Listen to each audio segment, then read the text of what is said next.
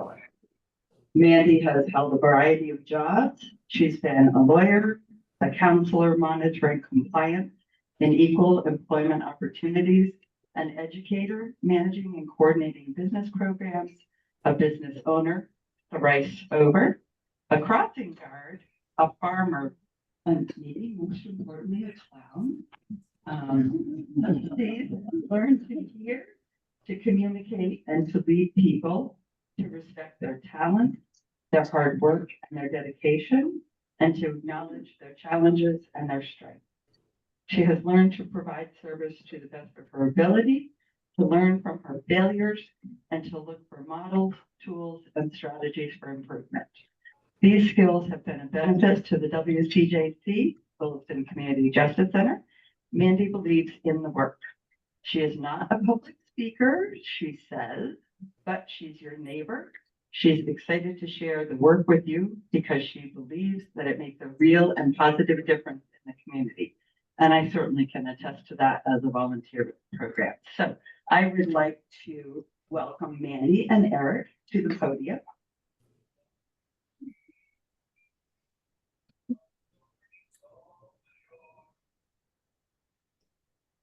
Good morning, everyone. It's great to see you. I haven't been able to make a meeting for quite a while with the daycare drop-off responsibility. It's good to be back here.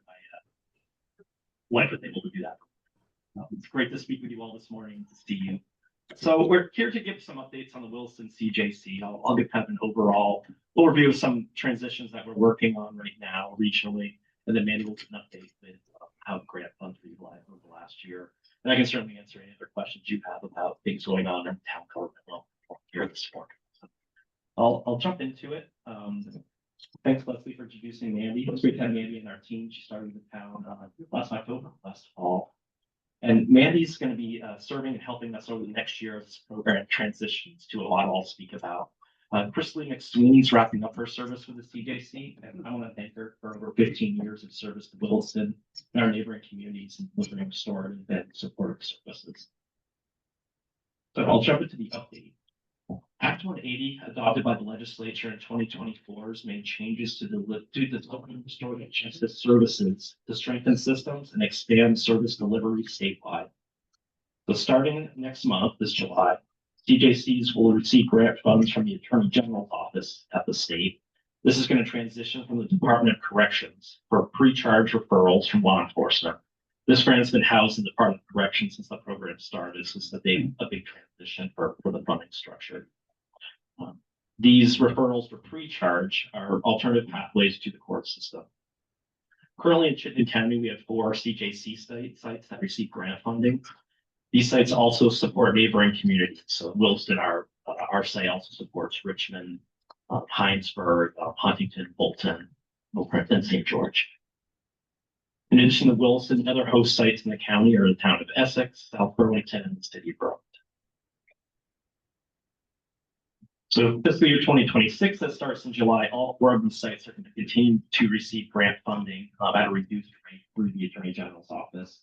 Then beginning a year from now, in FY 27, so July of 2026, the state's going to issue a single grant to Chittenden County to the city of Burlington, and the delivery of services will move to a regional model through the city. So it's a big transition, but we have a good team set up, and we think this will overall strengthen the service delivery of Chittenden County and statewide. The plan is to create a system where embedded staff in the city of Burlington work in each community in partnership with law enforcement to deliver these services on a regional scale. There's extensive value in successful program delivery to have these services delivered in communities and in partnership with community members. That's what we do today. It's a model we're not looking to move away from. It's not where we want to have folks go down to the city of Burlington to receive these services. It's really important that they occur in our town with our local volunteers. We're working hard to maintain those systems. We're really going to be working on how to make this all work from the administration governance standpoint. We're extremely fortunate to have dedicated volunteers to serve on our restorative panels in town. A number of folks have served for many years. And then folks are this morning who provide that service. The plan is to keep the local panel of volunteers in place, and these are vital to the overall success of the program. Over the next year, our steering committee is going to be developing a service transition plan with a larger transition team. I serve on that steering committee with my fellow managers from the town of Essex and city of South Burlington. and the C2C director in Burlington, along with the pre-charge manager in the Attorney General's office. Yeah. This committee will be supported by advisory stakeholders, including law enforcement, current CJC staff, and community volunteers. And to coincide with the transition of service to Burlington, this steering committee will be developing a new governance advisory structure for the program. The next steps is the steering committee continues to meet. We had a meeting last Friday. We're going to be working this fall to conduct community engagement for feedback on service delivery to help inform this overall transition process. Let's stay tuned for that. That'll be coming up. A lot of pieces here, but we've built a good team and a good system, and there is time to be working through this. Thankful to the Attorney General's office for continuing funding in the current model for this year, so that it's time for a transition to occur. But you have services that are in these different centers in the county, you're merging things into a new governance and new administrative delivery system. It's really thoughtful to take time to make sure you set up the right system in place and to have successful service moving forward. So we'll be doing that work moving forward. Happy to keep, we'll have more updates as we get further along the process. I want to thank Mandy. She'll be vital to our team and helping through the transition, and importantly, keeping our services that we provide today moving as we have referrals and panels recurring at current. Okay, we'll turn over to Mandy now for the grant update and have the answer questions. Thanks, Erik.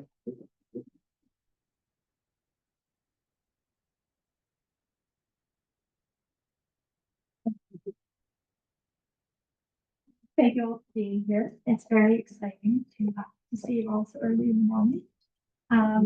I see a lot of familiar faces, and I want to give a shout out to those volunteers at the CJC. Was a huge support and see grant as well. Right now we have about 14 volunteers, and they handle panels, I'd say, on a weekly basis, sometimes 2, sometimes 3. So looking for more volunteers. There's training going on now if anyone's interested. We'd love to see you there. We also want to thank you for the support that the Rotary gave to the CJC last year, and for the year coming up as well. Last year, we got some funds, $1,000 for a program called Community Covers. The intent was to buy 20 bivy bags, 6 sleeping bags, and 2 two-person tents to help those in the community who are going to the program or community members who are housed or in temporary service. We actually varied from that a little bit. We purchased 49 bivy bags because the need was so great, 8 sleeping bags, and we did not purchase any tents, which is unfortunate. But the bivy bags have been a huge need in the community. So right now, we've given some out. We also have them in the police cruisers for Williston, Heinsberg, and Richmond, and they've been offered to the sheriff's department as well. And I've let some other community members know, organizations know that we do have those, including one in Burlington that works with people who are going through the justice system, who might have greater challenges. And so that is what we did with the one last year. This year, we're going to be, we received another grant from Rotary, and it's really exciting. We're going to use it for 2 things.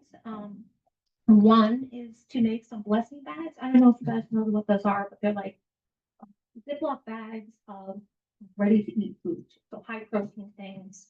Could include things like tuna fish and other canned goods, but non-perishable food items. And it's for people who are kind of between services and might need some immediate food, especially again, those are cups. And we're also going to use it for transportation because unfortunately we're located off the bus. So people need a little help getting there. Can you explain to people what the bivy bags are? Yeah, for sure. So a bivy bag is like a sleeping bag, but it's more protective against the elements. So they're very small. It's almost like a jacket, you know, like that you would put over a potato to keep warm. Anyway, so it's got that same material. So it like retains your body heat there. And it protects you against the elements, particularly the cold, but also waterproof. Thank you. Yeah, thank you. I say it all the time, and so I forget people don't know what that is. So any questions for either Eric or Ann? There's so many questions. Oh, please. But I'll ask like a really dumb question for, Mhm. which is like, why the change to a different model? Why, have the hub, I guess, be in Burlington rather than here? Yeah, good question. So the legislature in Act 180 outlined that intent. So the Attorney General's office over the last year spent an extensive amount of time working in Chittenden County, meeting with a group of managers and stakeholders to learn about what was occurring today and how systems were set up. The Attorney General's office made that decision to implement Act 180 to move to the one center site in Chittenden County. Okay. So it seemed like the current model wasn't working well, or was it a financial consideration, or? Overall, it's looking to stand up restorative justice services statewide. In some counties and parts of counties, there's no community justice centers right now. So by this move that the legislature set up in Act 180 is to try to elevate this program statewide and centralize its administration through the agency. So it's all throughout Vermont? Yeah, Oh, yeah. So Chittenden County is unique as a larger county with having four different sites. So it's looking administratively and also other things that play into it with different computer systems, and those aren't major reasons, but it's all streamlining administration in one. The AG's office has fulfilled the direction of the legislature in Act 180 to look how to efficiently deliver the services. thank you. Brent? Yeah, I just want to, I've served as a volunteer, had the privilege of the Community Justice Center for 10 years. So I'm in sort of amongst very few, a unique position. And I just want to give a shout out also to Crystal Lee, because I've seen her her dedication and her passion and how she's built up the community's justice center and served our community, so well, worked so hard, to do it. So I just wanted to put that out there to everybody. We're grateful and lucky to have her. Thank you. Thank you. Thank you, Brent. Mandy's doing a good job. Absolutely. And So after this takes effect, if hypothetically the Rotary Club gave a grant next year, is that money gonna stay local to Williston, or would it go to this regional center and might not come back to Williston? that's a good question. Yeah, part of what we're working through is the fiscal component of all of this.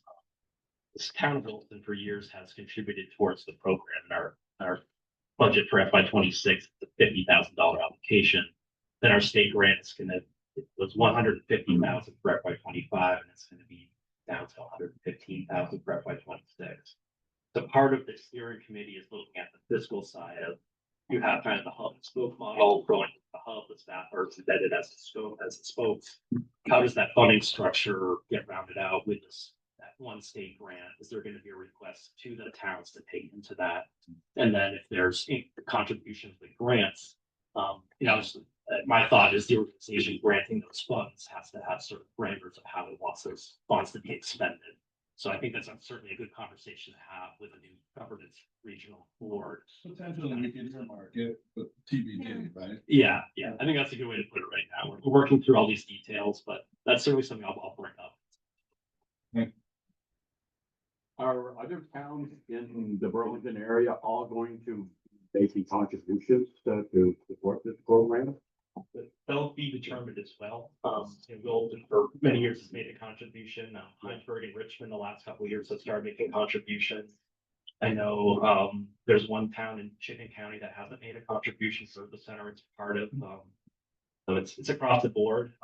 As the DOC grants were set up and for this interim year with the AG grants, the expectation is to provide these services to the county, whether or not the town is contributing a contribution or not. So that's certainly part of the conversation with the board as well, because you want to have, local investment services that it needs to be equitable across the county for all the taxpayers. One of the things that people are always looking at is how successful the money is in keeping people out of being repeat offenders. What are the percentages that you have is sufficient? Not so much. I don't know how much. Yeah, so I mean, the data shows that it is more successful than some of the traditional criminal justice involvement. So specific to Williston, I don't have those statistics, and I think that's one of the real benefits of combining kind of county-wide, is that we'll be able to compare apples to apples, right? So like, right now the reporting is such that each town does it just slightly differently, so who goes through, who succeeds, and what those parameters are, and what sort of a uniformity I think we'll be able to get. And that's important because you don't want to invest in something that's not a good return. But kind of overall, statistically, they say that people are going to happier, both the victims of crimes and those who are referred or the responsible party going through this restorative justice system, and have less likelihood of reoffense. Decide if they're going to get involved in this, because it sounds like it's a voluntary thing. So somewhere in our town of Williston, someone decided along the way that this is a great program and we're doing it and proven that it is a great program. So, but who, like, if you have those towns that don't really want to get involved, is it a town decision, a government decision? Like, who makes that decision of whether or not they're gonna join up? Yeah. Question. So part of it is county-wide and statewide, looking at, we're talking about pre-charge referrals from law enforcement is what, the core of what the AG's grant's covering. And that's when a police officer interacts with someone who's committed an infraction, and they can give them the option of going through this path as opposed to going through the court system. So it's really tied deeply with our law enforcement officers in each community, and then having the capacity of, right now we have 4 centers that are taking those referrals. They're looking for a centralized model. So it's also in partnership with the state's attorney's office. As it's set up, the state's attorney's office could review a case that should go to court side and say, this should really try to go through the restorative justice process if it hadn't gone that way initially. So they can always kick it back to go through that process and have a conversation with law enforcement there. So a lot of different layers and stakeholders. So if you have that, say that one town or towns that aren't involved, hoping to pull every town in, right, eventually, but if they've chosen not to put their tax dollars towards this program, do you still have them do it anyway? Like if the police department was getting instructions from the attorney general that should go through the program. So like, how does that cost end up getting covered, or do you take them anyway? I guess is what I'm asking. You take them anyway. Yeah. So I know throughout the county, if the town is not paying for it, the other officers are making referrals to the center that's in essentially their catchment area.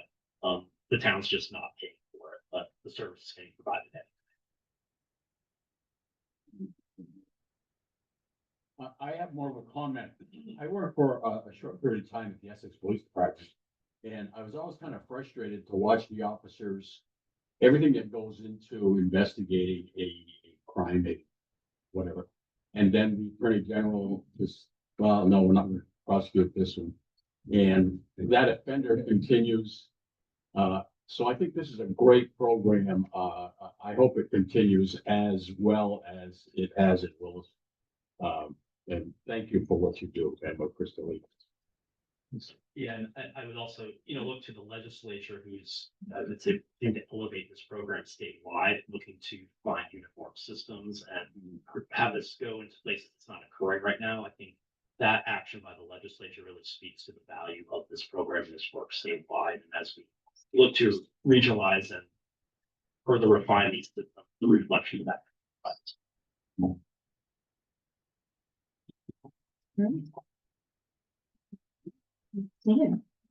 Thank you, everyone. Thank you. Thank you both so much for being here, and I would echo, what Mandy said, if anyone is interested in volunteering, sitting on these panels is absolutely fascinating, and I learn from every single responsible party. We've had parents come in and, obviously with their, minor, responsible parties, and it's just, it's amazing, the turnaround.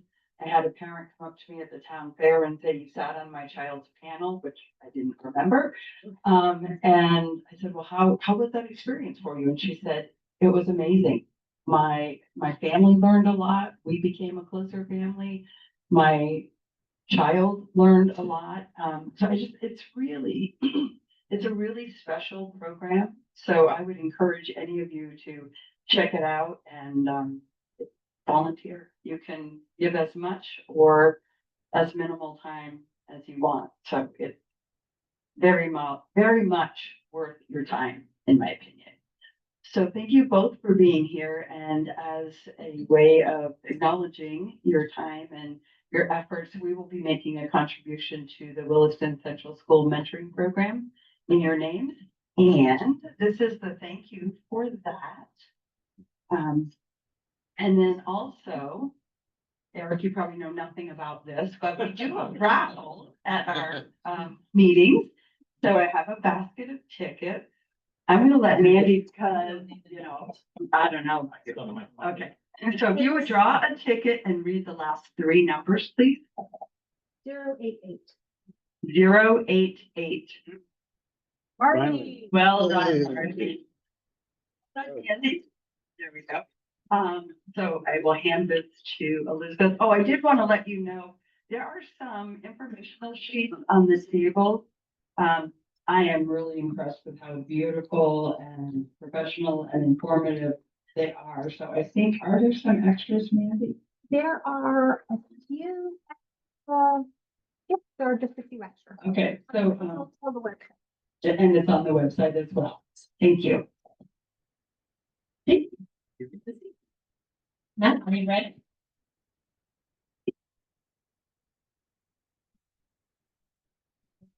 May I read something? Can you hear me from here, or do I need my mic? I'm okay? You might squeak. Hello? Am I squealing? No, okay. As Matt is preparing, I want everyone to know he's one of 220 students who are currently going to be housed at St. Mike's College through Green Mountain Chamber Music Fest. And they're gonna be taking place, the program is going on for 4 weeks. The students will be giving free concerts around Church Street at different venues, the weekends of July 12th and 13th, and July 19th and 20th. There'll also be a free family concert at a Hobby's Attic on July 13th at 1 o'clock, and an evening concert at the Shelburne Winery on July 12th. In addition, excuse me, I've handed out the festival schedule if anybody wants to go to the concerts from their teachers. So Matt's going to give you an example. Wonderful. Thanks for bringing such a unique inspiration today. First, I'm going to tune and then I'll introduce what I'm playing.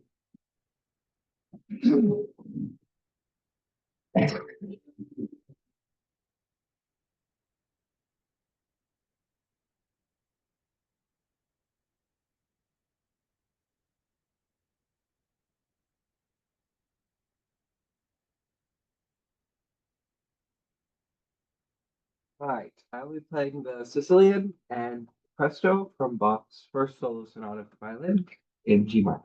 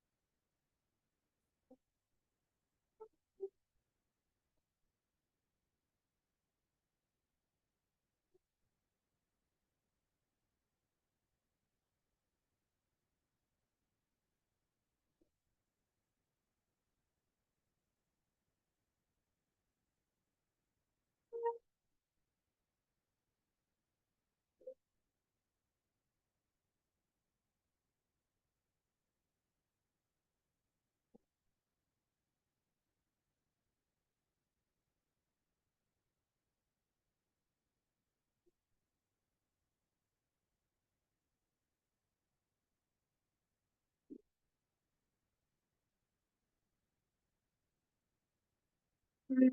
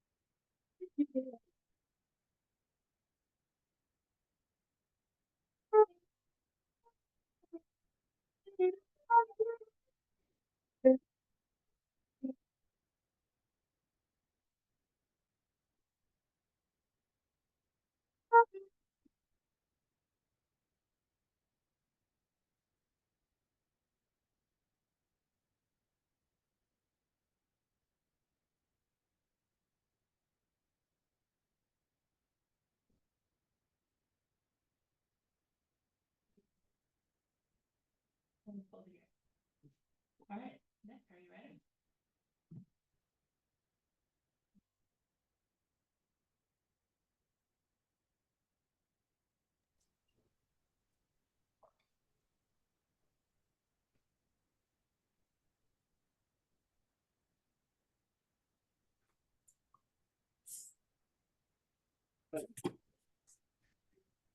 Feeling just slightly nervous, and I don't think why that is. I never really liked public speaking too much, but I made my living giving talks to 100 medical students at a time for years and years and years. And it took me a little time to realize that as long as they weren't shooting at me, it's probably gonna be okay. And as I look out, I see a lot of people that I've already made friends with, so thank you for that. I looked up a little about classification talks and found out what it was supposed to be, and although I got some instruction from Deb Ingram, who invited me to be an member of Rotary. So in terms of personal background, I was born in Yakima, Washington, which isn't quite the West Coast, but it's in the desert part of Washington State. My mother was there with her family waiting for my father to return from the Philippines at the end of World War II. I grew up in Needham, Massachusetts. I met my wife, or the girl who was going to be my wife, when I was in the 6th grade. But it took us a long time to get to dating. At the sophomore hop, my senior year, I invited her to that dance, and afterward I found out she was a really good kisser. And so we dated pretty steadily through college. I invited her to be my wife at the end of college. And a couple of years later, we were married. And because that's it. I ended my education in Needham, Massachusetts, which is if I didn't mention already, it's a bedroom town south of Boston. And went to college at Amherst College. Sue went to, my wife, Sue went to Northampton to Smith College, which wasn't something we had agreed upon, but it worked out really, really well. In terms of a profession, I arrived in medicine in a series of coincidences, accidents. I'm not sure, really good fortune. In my case, Amherst had a science course for people who were not going to take any more science. And I thought I was going to be a well-rounded Renaissance man kind of person and do a liberal arts education. But I had to take this science course. It was taught by 2 of the best biology professors at Amherst, and I loved it. And now I was in real trouble because I thought I was going to major in math, and I found out, man, I really can't do that. It's too abstract. I could balance a checkbook, but beyond that stuff. And even now I'm finding that's kind of stuff. English, I had enough courses to major in, but I was beginning to not really enjoy that either. And I'm thinking, what am I going to do? And then the science course came on and said, well, I got to take more science. And I was trying to figure out how to do that. And my 3 roommates were all pre-med. And they said, well, you could go pre-med. You don't have to go to medical school, but you could take a lot of science. And I said, that sounds good. So I did that. And one thing led to another. I did go to medical school at Cornell University Medical College. They had a campus in New York City.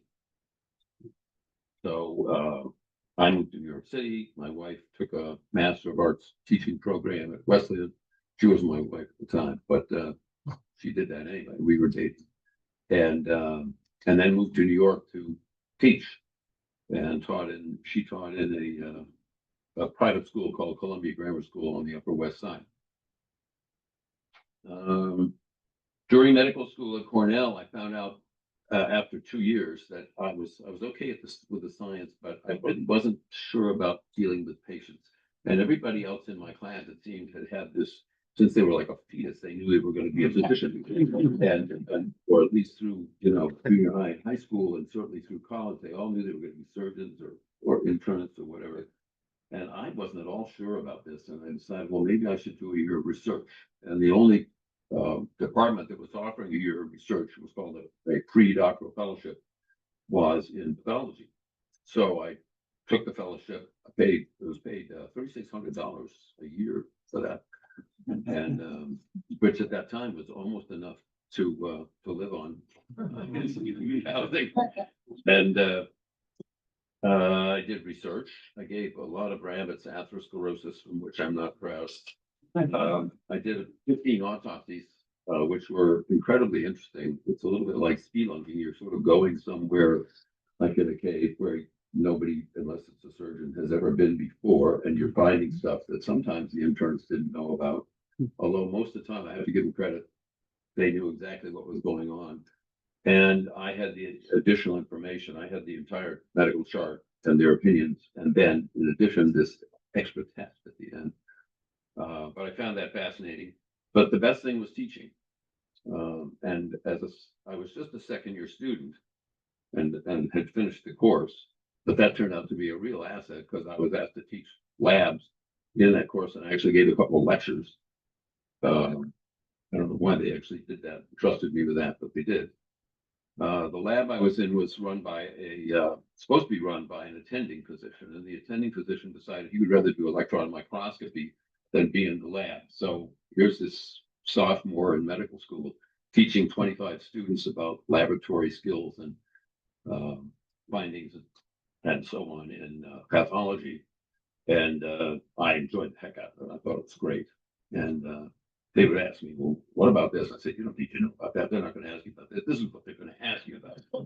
And so I really had a good time with that. After graduation in 1970, I did a residency in anatomic pathology, and this might be a good time to tell you about pathology. Pathology is a discipline in medicine. There's both anatomic pathology and clinical pathology. In anatomic pathology, you're looking at cells, cytology, you're looking at tissues, usually surgical pathology, or you're looking at the whole body and also the tissues and autopsy. So the specimens get bigger and bigger and bigger as you go through that progression. In clinical pathology is everything else that could be taken out of a person's blood, urine, microbiological specimens and analyzed in a laboratory. And there's a huge laboratory at the medical center. So people that are blood bankers, people that are chemists, people that are serologists, and so on, are people that deal in clinical pathology. And I did not do that. I just did the anatomic. But the laboratory has a large number of employees as a result. Some of the heads of laboratories are actually PhDs in their specialties. They keep a staff like the nursing staff, 3 shifts a day and all through the weekends. And at the time that I was going through the lab early on, it was the 6th largest employer in the state, just the lab by itself, which I found amazing. In anatomic pathology, I really enjoyed the puzzle solving aspect of service to doctors and then through them to their patients. And I also really enjoyed the challenge of teaching. If you work at it, you can do well at that. The students seem to like the fact that you want them to succeed, and I found that helpful. Hobbies and interests. Early on, my grandfather, who actually was in Rotary, got me into stamp and coin collecting, and I guess collecting would be the theme of the rest of my hobbies and interests. Through college and medical school, I didn't really have any time for any hobbies and interests. But in 1985 or so, I went home to my mom's house and had Thanksgiving, and my brother had gotten out his and my trains. They were American Flyer trains, had them on the floor. And he says, hey, these things still run. Not well, virtually, but they did. And I took mine home, found a guy in Virgins who serviced that kind of thing. And he restored the whole thing for me, re-decaled it, repainted it, put new parts on it. I had to pay him $38. Which I realized was a real deal later. But there was method in his madness because I asked him, I said, Mike, is there somewhere you could get more of these? And he said, well, come with me. And I walked into this room and it was wall of trains. It's just amazing. And I said, well, how do you do that? He says, you get yourself a catalog and you go to train shows. And so for many years I did that and became a collector of all of these trains that I had only dreamt about in the catalogs as a kid. I wore out a catalog. I don't know where that ever went, collecting this stuff. And then one day I decided, I should have a lantern in my train room. And I went out and found a railroad lantern. And then I discovered that you could get them at different railroads, Central Vermont, Rutland, and of course, a lot of E&M, a lot of New York Central, a lot of places outside of New England, and different colors. And I really fell in love with the shiny metal and the different colors.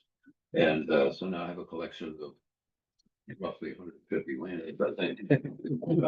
I asked the person that I was buying a lot of these from if I really had too many because I was hanging them on the rafters in my basement. And she said, does the light still filter through or not? And I said, well, yeah. And she said, well, let me know when you have to install a second drop ceiling and place lights. Then maybe you'll have enough. In terms of Rotary involvement, Deb Ingram, who usually sits right here, but is not here today. She's a member of the College Street Church in Burlington, where Sue and I went. She invited me to become a member of Rotary, and it took me 3 or 4 weeks to respond to her, but I remembered my grandfather was in Rotary. Although I didn't really know any more than that, I was pretty young when he was doing that stuff. I just knew when I came down to breakfast, where's Grandpa? Oh, he went to Rotary. And he was visiting another club. I guess I hope to get to know everybody else better. I still see that I've met several people already that I consider really good friends. And everyone's been very friendly and welcoming. And I'm hoping to get assistance with a problem that's been plaguing me for years and years and years, which is when is the wisdom that comes with age going to kick in? So thank you very much for listening. Cheers.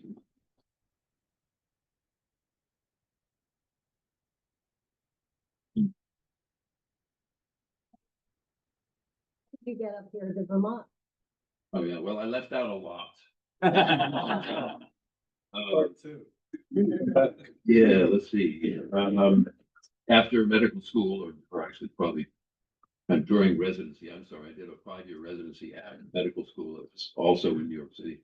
I was looking for what am I going to do afterward and where am I going to practice anatomic pathology? And there were 3 places in New England because both Sue's and my families are from New England. And they were Worcester had a branch from UMass that was just starting in medical school. They had 1 employee who was the chairman. And I decided if I become number 2, I'm going to be doing everything. I decided I wasn't sure I liked that. And there was Dartmouth and there was UVM. And at the time, UVM was paying more than Dartmouth. And I said, all right, I'm going to UVM. And I have been there ever since. My family had vacationed in Peru, Vermont, at a place called Hapgood Pond. And so I knew the area. My mother always had wanted a green license plate, and I beat her to it. But that's how we got up to Vermont. The second question is your family. Oh, yeah. Yeah, I left out a lot of family stuff. I was a member of a family with 5 children. 3 brothers and a sister, in addition to myself. When Sue and I were in New York City, we had our first child there, Catherine, who's since given us 2 grandchildren. And my second child was born when I was in the Navy. I didn't left that out also between 1975 and 7. I was in the Navy at Portsmouth, Virginia. It turns out during the Vietnam War, I found out you have to go sometime. And I was lucky enough to participate in something called the Berry program, where you could delay your service until you've done your residency. And I thought, yeah, if I'm going to go, I'd like to be really good at what I'm doing and maybe make a bigger contribution to the Navy than going into the corpsman, which I was pretty sure I was going to stink at. And so I lost my train of thought. Anyway, that's what I did. So let's see. So we brought 2 children with us. The second one was born in Portsmouth Naval Hospital and came up to Burlington. We lived in South Burlington for 17 years. The children graduated from high school, and on the day that my son graduated in '94 from high school, we signed papers on the house here in Williston. And I'll just tell you, the house in Williston, I love this story. Sorry. My wife was here, coming down the hill, turns out 5 Tree Hill, and went by the house. And she said, boy, I would love to live there. And it wasn't for sale. And 2 years later, her friend called her up and said, Sue, that house you were interested in is for sale. And we went out and looked at it. It was just amazing. It was so perfect. And it was really, really expensive. And especially compared to the place we've been in. And so we said, well, no, we can't afford that. So we started looking for houses really seriously. And we looked for 9 months and finally realized we're still looking for that house. Came back, the price had gone down a little bit, and we screwed up our courage and got it. And I always enjoy the idea that every time I drive in that driveway, that that's the house they picked out. I will mention I lost her about 6 months ago, 7 months ago, to dementia and then an aggressive lymphoma. And so that's sort of what I've been dealing with, and part of the reason I'm excuse me, part of the reason that I decided to go with Deb's invitation was I've been kicking around for several months looking for a rudder, trying to figure out what am I going to do next. And this seemed like a really good thing to do. So thank you.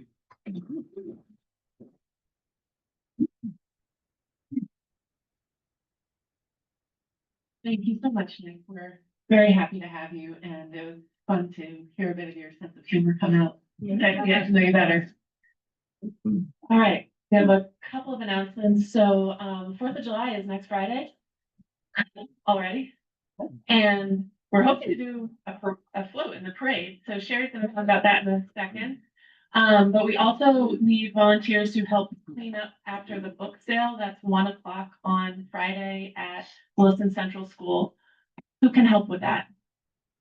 It's like packing up books into boxes, and We need 4 people. we need 4 people. Lisa, Elena can do it. I don't know if I can lift boxes right now. I don't think I can lift, but I can help pack. Okay, That'd be great. Walter, Lisa, anyone else that can help with that? Oh, yeah. Chris, I guess I can. thank you. Yes. Okay, we should have enough then. Thank you. Great. So having 4 volunteers to do that means that we get to pick out several books for the mentoring program. So On 2 days before on the 2nd. yeah, at least Barb and I will be picking out books on the 2nd, and possibly more of you. Does anyone want to help pick out books for mentoring on the 2nd? I'm not exactly sure what time. Chris does. Okay. If anyone else does. Let me know. Okay. Okay. Thanks. Thank you. The parade. So I am thinking, we have a crew of people ready to decorate a float, but there's no point in decorating a float if we don't have people willing to walk in the parade. So I'm kind of guessing that unless we have, say, 15-ish minimum people walking in the parade, it's not going to be really worth putting the effort into doing the float. So I'm hoping to get a head count of people who think they can be there, would want to be there. I think it's going to be fun with walking in the parade. So if someone can help me count.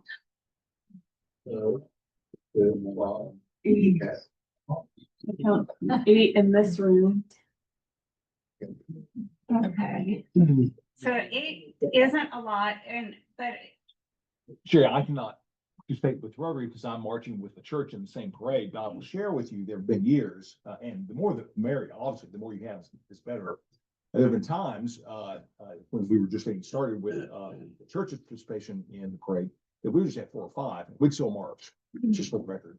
4 and 5 is better than 0, you've got 8. yeah. And will too.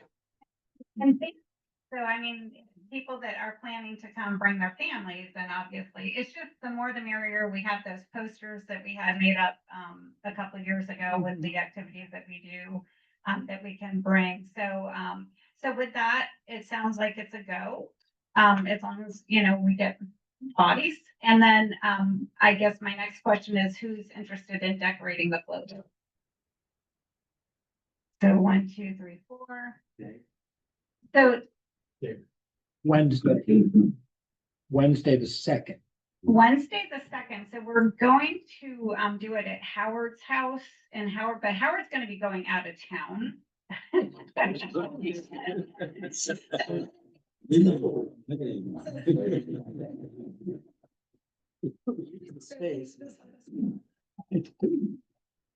So the deal is, if I'm gonna help out, it's on Wednesday. Sherry asked if we could use my house as the space just because it's close to the start here. I'm only a half mile from here, so. And if we can do it Wednesday, that's great. I'm here to help. If it doesn't work out to do it Wednesday, the crew can do it at my house on Thursday if that's the desirable scenario. What And time of day that works better for you? I'm flexible. Okay, so, can I just get a show just real quick again? who's Yeah, gonna yeah, help who decorate? said, 'Cause I'll who said they make could the help whole up decorate? with And does Wednesday work? Chris. Does Wednesday Elizabeth, work? Depends on the time. Can you throw out a time that works and let's see if everybody says yes. 4 o'clock. Is 4 o'clock work? 4 p.m. 4 p.m.? 4 p.m. Wednesday, my house. Got it. All good? Yeah. Sherry, one more thing. We ordered some stickers to hand out at the parade that say I love Williston and with the Rotary logo on. Oh, So the fantastic. people that are walking in the parade will have a stack of stickers that they can hand out. Oh, good, cool. Okay, All right, great. nice. All set? Yes. All right, it's 8:28, so technically we have 2 minutes left of our meeting, Oh, but, we Secretary, can do really quick. What? you need nominations for secretary. Oh, nominations for secretary. Any volunteers to be secretary? Sherry, if you weren't at the changeover, Sherry's gonna be our new VP. So she's retiring from being secretary and we need volunteers to be secretary or nominations. Who's your nomination? Jason. Okay. Anyone else interested in being secretary? Okay. All right. Jason has agreed that he could do it, but we just didn't know if there were other people that weren't at changeover that could be. Okay, so it's about 8:30. If you need to go, you can go. Chris is gonna still do fines. If you wanna donate some money for that, we're here for you. Thank you.